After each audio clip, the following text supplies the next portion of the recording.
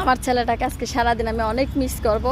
সে এখন যাচ্ছে 8টার দিকে, আসবে হচ্ছে 3টার দিকে। আমার থেকে ও যেখানে যাচ্ছে ওইখান থেকে ওকে রিসিভ করতে হবে। ওরা আমাকে ঠিকানা, গুগলের ঠিকানাটা দিয়ে দিয়েছে, ওইখানে গিয়ে আমি রিসিভ করব।